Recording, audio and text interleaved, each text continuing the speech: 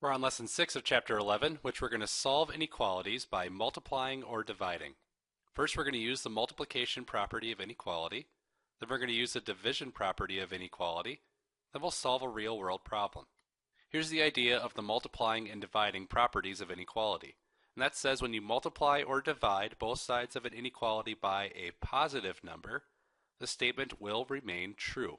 However, when you multiply both sides by a negative number, the opposite statement is true. So negative changes things. It's a really important point to grasp here. So if we're working with positive numbers, the statement remains true when we multiply or divide by positives. Let's check that out. What if I multiplied both of these numbers by 2? Currently, 8 is greater than 6. Well, that would be 16 greater than 12. And that is still true. How about this one over here? Negative 10 is less than or equal to 14. Let's divide both of these by 2. That would be negative 5 being less than or equal to 7. And that's still true. So I would be able to solve this one right here because it's being multiplied by a positive number. If I divide by that 18 to get w by itself and do that to both sides, w would be less than 4 over 18, which would be 2 over 9. So this would still be a true statement. Negative numbers, though, when you divide or multiply by a negative number, the opposite statement is true. Here, 3 is greater than or equal to negative 2. What if I multiplied both of these by negative 2? Well, negative 3 times negative 2 would be negative 6. Is that still greater than or equal to negative 2 times negative 2, which is 4? No, actually 4 is greater than or equal to negative 6. So that makes it false. So do you know how to make it true? We could just flip this backwards. And now it is a true statement. So whenever you multiply by a negative number, you have to flip the sign. Here we have negative 9 is less than 18. If we divide both numbers by negative 3, so negative 9 divided by negative 3 is positive 3. 18 divided by negative 3 is negative 6. You'll notice that this statement is now false. However, if we flip that sign, now it is true. So I'll say it again. Whenever you divide or multiply by a negative number, flip that sign. So if we have this situation, s over negative 9 is greater than 12. If I multiply times negative 9 to get s by itself, and multiply times negative 9 over here, these negative 9s would cross off, leaving me with just s, and then 12 times negative 9 would be negative 108. So we'd be left with s and negative 108. But since I multiplied times a negative number, this has to be flipped. So s would be less than negative 108.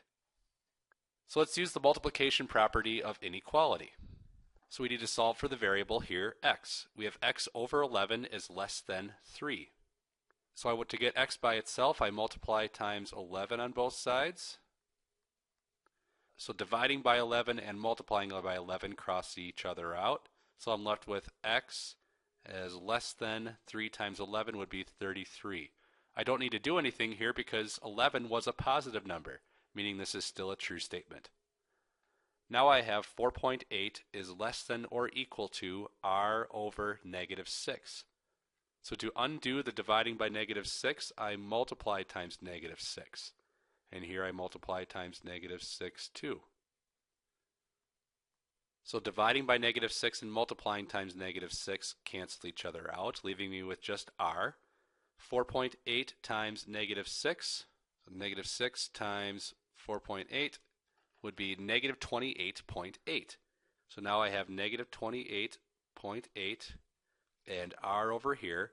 But since I multiplied times a negative number, we have to flip this to make it true.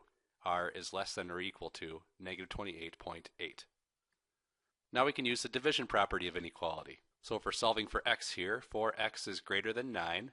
I divide by 4 on both sides.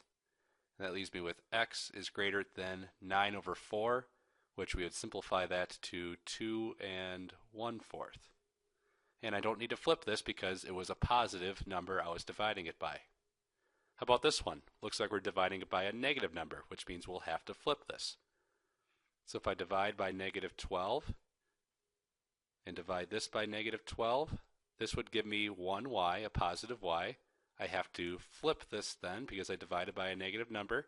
Negative 60 divided by negative 12 would be positive 5. So y is greater than or equal to positive 5. Now let's solve a real-world problem. It says it cost the Schmidts $517 to raise watermelons. How many watermelons must they sell at $5 apiece to make a profit? So we need to figure out the number of watermelons. Let's just make W for watermelons our variable. So for each watermelon they sell, they get $5. So if it's one watermelon, it's 5. If it's 2, it's 10. So the number of watermelons times 5. To make a profit, they have to make more than $517. So that means the sign we're going to be using here is we want this to be greater than the amount that it cost them to raise the watermelons. If they only make $517, they did not make a profit. So now that I have my inequality, I can solve for 1W by dividing by 5. So W would be greater than 517 divided by 5 would be 103.4. So I guess they could sell 0.4 of a watermelon, or you could say at least 104 watermelons.